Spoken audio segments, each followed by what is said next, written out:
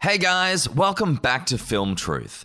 Today we'll talk about the best moments from The Crown Season 3. Let's head into it. Number 19, Olivia Colman's entry scene. Olivia Colman replaced Claire Foy to play Queen Elizabeth II in Season 3. The Academy Award-winning actress made a statement with the very first scene of the season. Olivia walks into a room with much authority, and when shown the portrait of her young and older version, she calls herself an old bat. Age is rarely kind to anyone. The tone of the third season was set with this very scene. Number 18.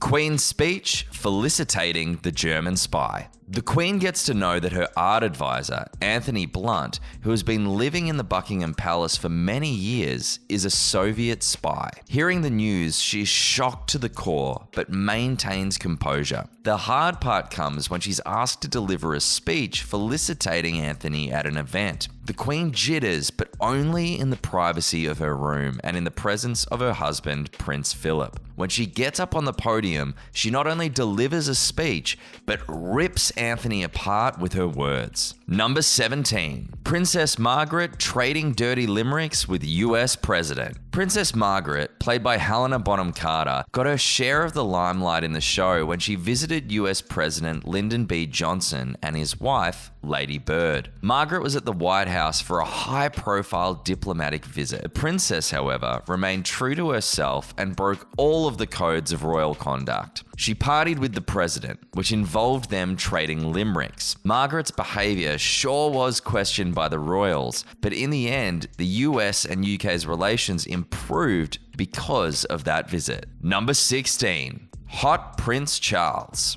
Josh O'Connor, who plays a 20-something Prince Charles, has been in my thirst Rolodex for a minute thanks to his sensational and very, very sexy performance in God's Own Country. While I was excited to see him cast on The Crown, I was very unprepared for the concept of a hot Prince Charles. This is deeply confusing to me. This season, we watch hot Prince Charles fall head over heels in love with the future Camilla Parker Bowles, Emerald Fennell, chafe under his mother's thumb, and be hot and glum all over Wales. A triumph. Number 15. Queen Elizabeth's meeting with Winston Churchill after he suffered a stroke. The funeral of Britain's greatest Prime Minister, Winston Churchill, who played a pivotal role in the first 2 seasons of the series, was one of the highlights of this season. But the scene that remained with the audience was when the Queen visited the former Prime Minister at his home right after he suffered a stroke. In the scene, we see the rare emotional side of the Queen. She tells Winston that he was her first Prime Minister and her knight in shining armour. She then kisses him on the forehead before leaving the room. Number 14. Philip stopping her mother from featuring in the royal documentary. Philip's mother, Princess Alice of Battenberg, comes to stay with them at the Buckingham Palace. Philip, who's embarrassed by his past and his mother, doesn't want her to feature in the royal documentary that was being shot during her stay at Buckingham Palace. In one scene, she comes out of her room and the documentary makers start taking her footage. Forever conscious of his image, Philip immediately orders them to stop and sends Princess Alice inside. Number 13. The Princess Diaries. Erin Doherty's performance as Queen Elizabeth's second child is the breakout of the season. As someone who, like her Aunt Margaret, doesn't care much for the strictures of the monarchy, Doherty's Anne puts a deliciously arched spin on every line delivery. You find yourself eagerly anticipating the moment when Princess Anne will slink into a scene, drop a wicked bon mot, then swan away to hook up with Andrew Parker Bowles. Interestingly, during the period that the season covers, Princess Anne endured a harrowing and violent kidnapping attempt. As the would-be kidnapper struggled to get Princess Anne out of her car, she had what she would later characterize as a very irritating conversation with him through the shut door. "Please come out of the car," the man cajoled her. She scoffed in reply.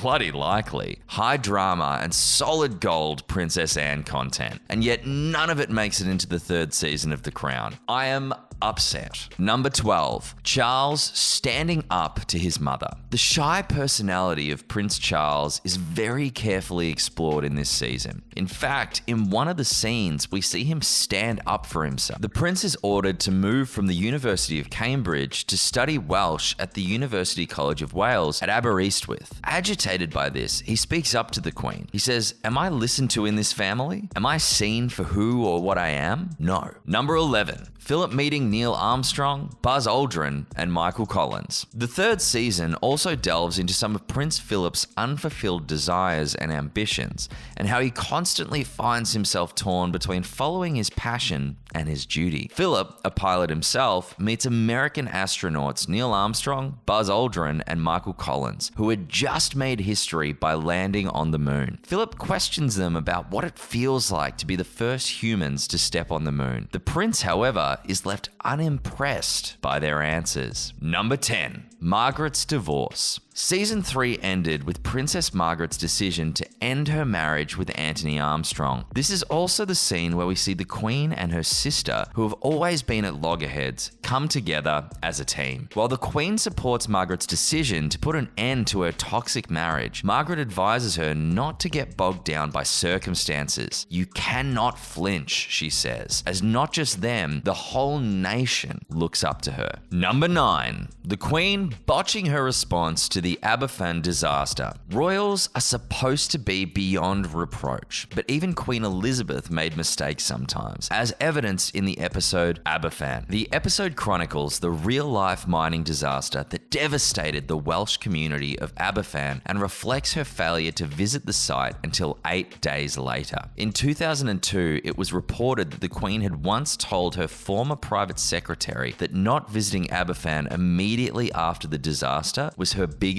regret, and her shame and sorrow are well reflected on The Crown. Number 8, all the royal nicknames. The royal family's nicknames for each other are a real thing, and that's reflected on this season of The Crown, with Queen Elizabeth telling a staffer of her Philip-bestowed nicknames. "I'm darling or cabbage. Sweetie is someone else." Number 7, Princess Alice's troubled past. In real life, Prince Philip's mother Alice had a lot of difficulties to overcome. She was born deaf in 1885, diagnosed with schizophrenia after her marriage to Prince Andrew, and was treated by Sigmund Freud himself. The Crown's third season finds her confessing the lurid details of her past to a journalist against her family's wishes, but the divulgence leads to a closer relationship with Philip. Number 6, Queen Mummy Dearest. Okay, now we're talking drama. The Crown's cinematography, already lush, goes full award-winning independent film during an episode in which the Queen Mother, Marion Bailey, and Lord Mountbatten, Charles Dance, make heel turns as they try to break up Prince Charles and Camilla Shand in the middle of a coal miners' strike. There's one shot of the Queen Mother draped across a couch in a candlelit room, framed by an enormous fireplace that is literally delicious. I want to eat it with a spoon. Number 5, Queen Elizabeth's horse girl dreams. Episode 5 of The Crown's third season finds Elizabeth pursuing her interest in horses and dreaming about the life she could have had as a racehorse manager. The Queen's real-life love of horses has been well documented, but it's wild to imagine an alternate reality in which she's a full-time equine aficionado.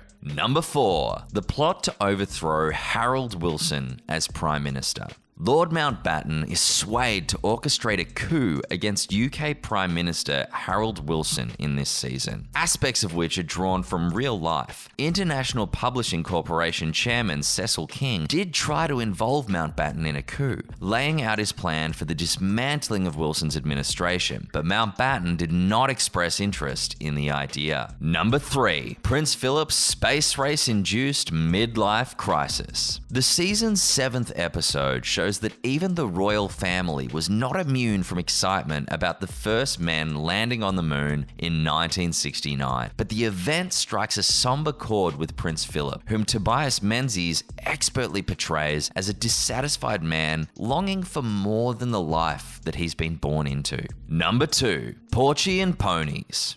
I have to say, one of my favorite Crown recurring storylines is Queen Elizabeth gets tired of her job, hangs out with Porchy, whom she maybe loved once and possibly is her soulmate, and they look at horses. If you like that too, have I got great news for you. I would watch a whole series of these two characters having chaste picnics and letting the comfortable silences do the talking. Well, that and Harry Treadaway occasionally traipsing through on his way to the pool. These are my demands. Number 1, the beginning of Prince Charles and Camilla Parker Bowles' relationship.